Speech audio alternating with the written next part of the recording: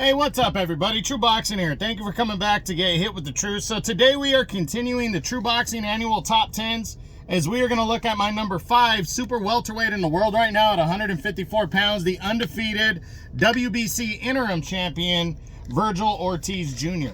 Now, before we get into that, if you could smash the like button, leave a comment, or subscribe to the channel, I really do appreciate any and all support that I can get as I continue to build my channel here. So Vergil Ortiz entered the year undefeated, but really a lot of questions about how good is he really, because he had defeated some decent competition, but no top-tier opponents yet. He was coming off a year-and-a-half layoff in which he was supposed to fight for the welterweight title against Imantas Stanionis last year, but he collapsed the week of the fight.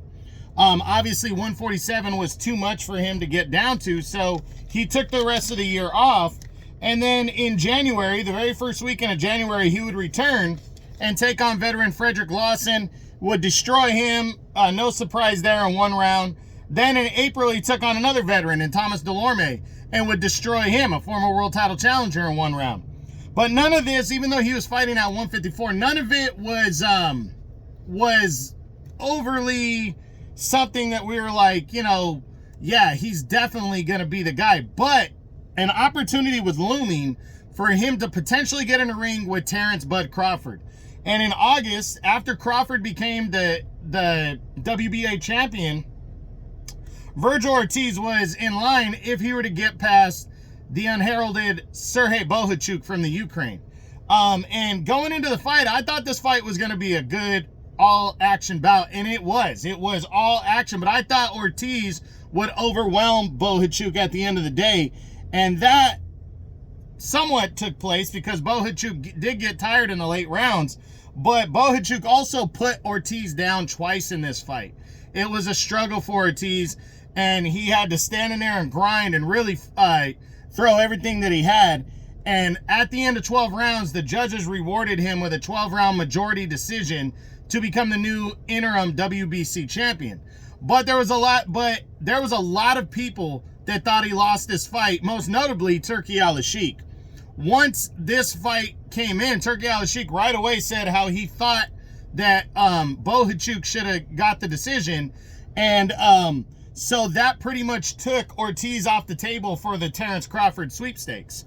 But towards the end of the year, as we enter 25, Vergil Ortiz Jr. has already announced his next fight, and it's the biggest of his career, even bigger than Bohachuk, as he is set to return on the best fight card that has ever been put together, in my opinion.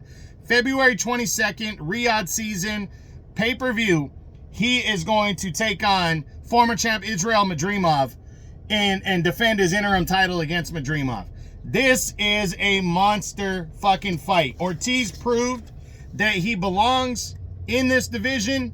There's some people maybe think he's overhyped. We're going to find out when he takes on Madrimov. Bohachuk is a brawler, a slugger. Maybe Ortiz was overlooking him. There's not going to be any of that now. He's going to fight a consummate boxer who does have power in Madrimov, and he is not going to be overlooking Madrimov. I really do believe Ortiz, to an extent, was overlooking Bohachuk, even though he shouldn't have. Bohachuk had really dominated Brian Mendoza earlier in the year. But maybe he got caught up in, hey, I'm going to be challenging Terrence Crawford. I just got to get this dude out of the way. It happens all the time in boxing. I think there was a little bit of that. Maybe he wasn't fully focused on Bohachuk. He thought he was going to waste the guy, and Bohachuk is better than he thought. Now, again, we are going to see how good Vergil Ortiz really is. I'm going to be doing a breakdown video on this fight with Madrimov for sure. That one's probably going to take place towards the end of the month. But I cannot fucking wait to see this fight. It's a really, really good matchup. In my opinion, the winner is going to be sitting at like number 2 right behind Crawford. That's how much impact this fight is going to make right here. So Vergil Ortiz, it's all or he's going to get pushed back, A bad loss to Madrimov is going to push him back considerably.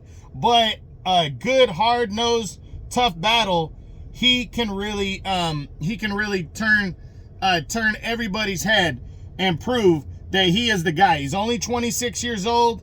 Overall, he is 22-0 with 21 knockouts and he is fun to watch, and this could be his year to really announce himself, especially in what I think a lot of people would consider this division and the heavyweight division and the 140-pound division to be the three deepest divisions in boxing, and so many good fights there. And Ortiz also has the caveat that he is supported by Turki Al-Sheikh and Riyadh season, so that means he's going to get fights. So he's got to get past Madrimov. I think he has a chance. I think it's going to be a great fight. I can't wait to see it.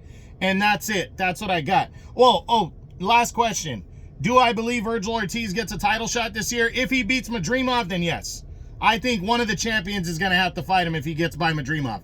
Could be Crawford, could be Fundora, it could be Murtazalayev, but I absolutely believe if he beats Madrimov, he's going to get a title shot. If he loses to Madrimov, I don't believe he gets the title shot. So it really comes down to win or lose against Madrimov on February 22nd. So that is it. That's what I got. That is my True Boxing annual top 10s, continuing with my number 5 super welterweight in the world right now at 154 pounds, the undefeated WBC Interim Champion, Vergil Ortiz Jr. I hope you enjoyed the video. If you did, smash the like button, leave a comment, or subscribe to the channel. I appreciate any and all support. This is True Boxing. You've been hit with the truth.